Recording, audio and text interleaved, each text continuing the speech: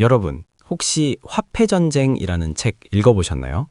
과거엔 총과 칼로 영토를 빼앗았다면 현대에는 통화로 보이지 않는 전쟁을 치르고 있습니다.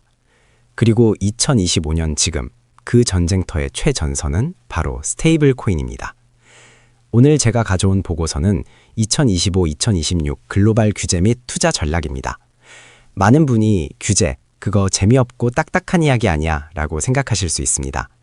하지만 장담컨대 이 규제의 흐름을 읽지 못하면 앞으로 코인 시장에서 큰 돈을 벌 기회를 놓치게 됩니다.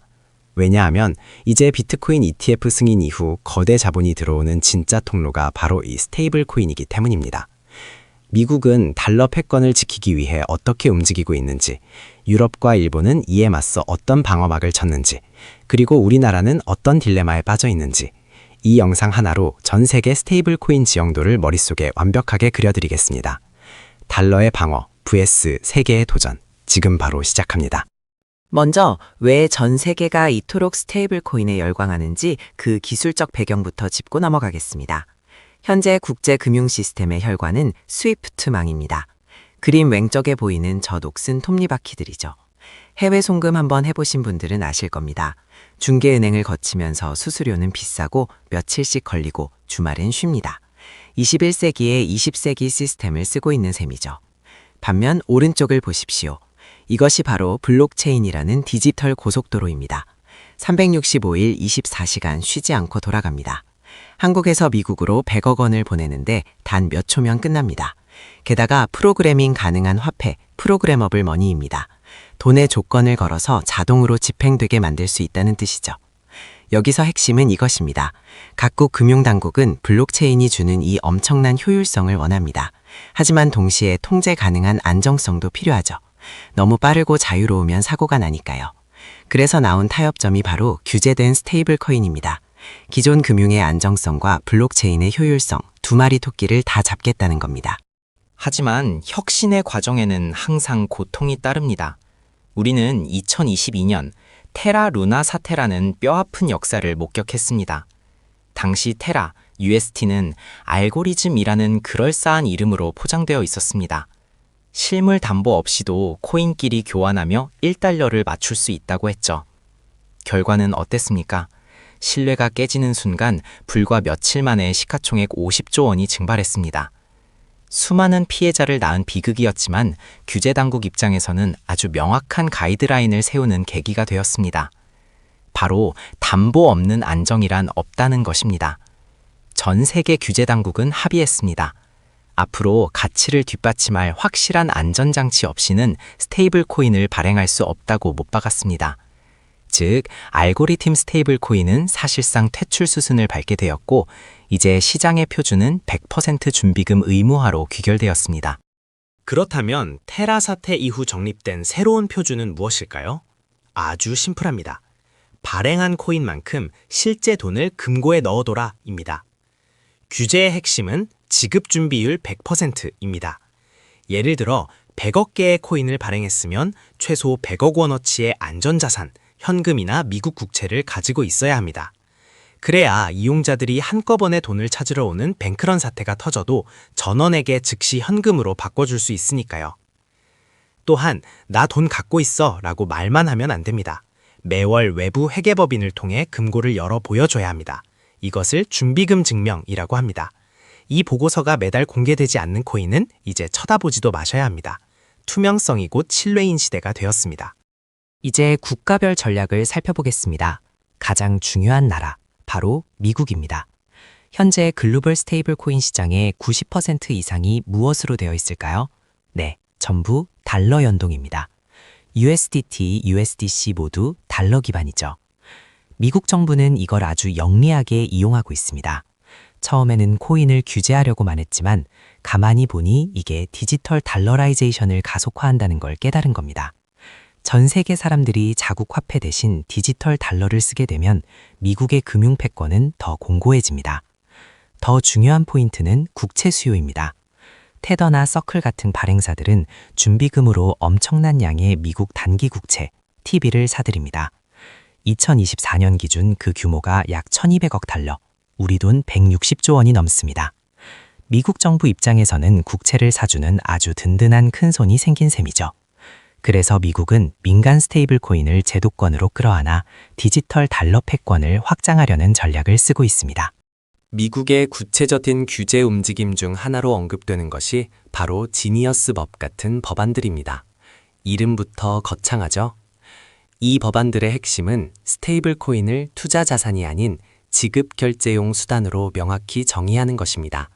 디지털 현금으로 보겠다는 거죠. 여기서 중요한 특징이 하나 있습니다. 바로 이자 지급 금지입니다.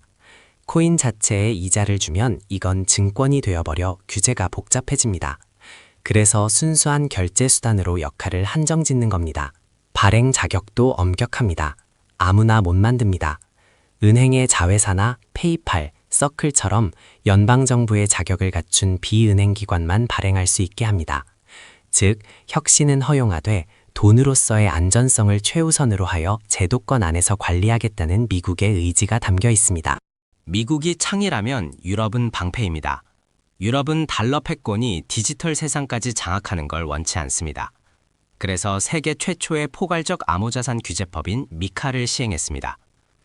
미카의 조항 중 가장 무시무시한 것이 바로 비유로화 토큰 거래 상한제입니다.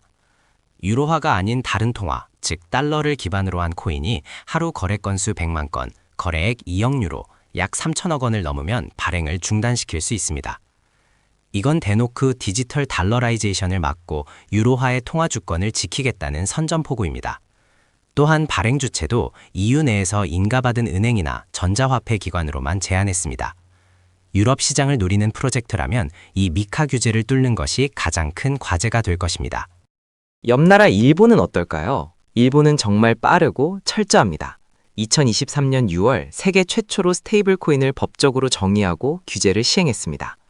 일본 규제의 핵심은 자산 분리와 신탁입니다. 만약 코인을 발행한 회사나 거래소가 망하면 내 돈은 어떻게 될까요? 일본에서는 걱정 없습니다.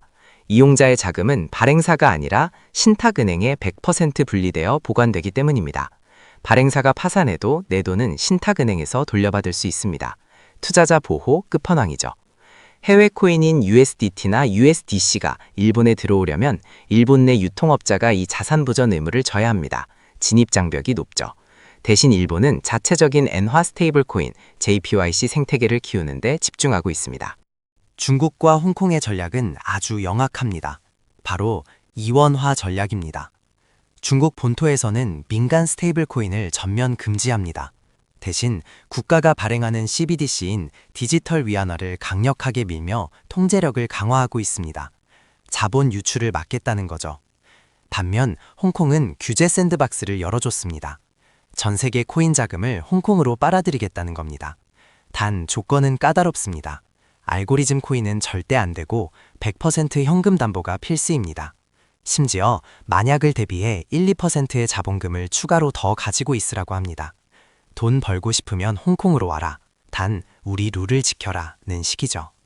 그렇다면 우리나라는 어떨까요? 솔직히 말씀드리면 딜레마에 빠져 있습니다. 원하는 달러나 유로처럼 기축통화가 아닙니다. 섣불리 시장을 개방했다가 자본이 해외로 썰물처럼 빠져나갈까봐 걱정하는 겁니다. 그래서 한국은 일단 이용자 보호를 1단계로 잡았습니다. 테라 사태 같은 일이 또 터지면 안 되니까요. 그리고 발행에 대해서는 아주 보수적입니다. 민간 기업보다는 신뢰도 높은 은행이 주도하는 예금 토큰 형태를 선호합니다. 코인을 마치 예금처럼 은행이 발행하게 하는 거죠. 한국은행과 시중은행들이 협력해서 2026년쯤 파일럿 테스트를 할 예정입니다. 느리지만 안전하게, 그리고 기존 은행 시스템 위에서. 이것이 한국의 전략입니다. 자, 오늘 내용을 한눈에 정리해 보겠습니다. 이 표는 꼭 기억해 두세요. 미국의 키워드는 힘입니다. 100% 준비금을 기반으로 달러 패권을 강화합니다. EU는 보호입니다. 비유로화 거래 상한제로 유로화를 지킵니다. 일본은 안전입니다. 신탁은행을 통해 투자자 자금을 완벽히 분리합니다. 중국, 홍콩은 통제와 실리입니다. 본토는 막고 홍콩은 엽니다. 한국은 안전입니다. 은행 중심의 예금 토큰으로 조심스럽게 접근합니다. 각 나라가 처한 경제적 상황에 따라 스테이블 코인을 대하는 태도가 이렇게나 다릅니다.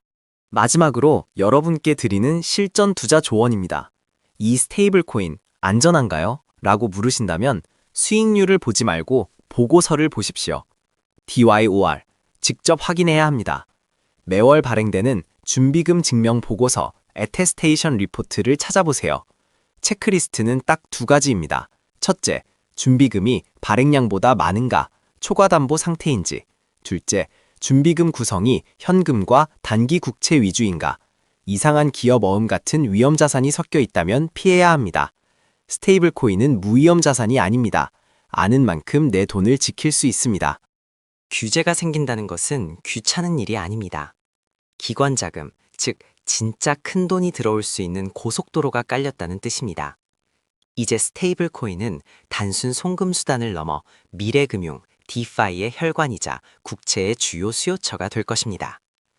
오늘 살펴본 각국의 규제 지형을 이해하는 것이 곧 투자의 기회입니다. 변화의 흐름에 올라타십시오. 돈의 미래는 이미 와 있습니다. 오늘 내용이 유익하셨다면 구독과 좋아요 부탁드립니다. 감사합니다.